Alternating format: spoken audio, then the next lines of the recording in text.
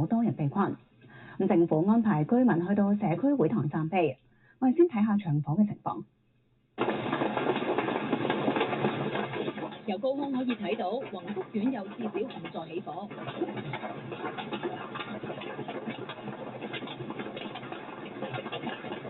火勢非常猛烈，其中一座大火由低層一直燒到頂部，成幅棚架都起火。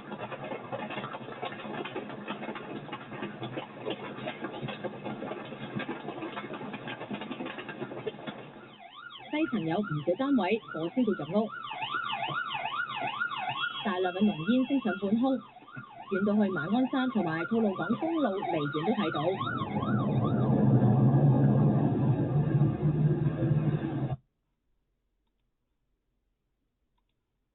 大埔宏福花園5級大火，肯定係政府部門監管不力，香港政府要負責。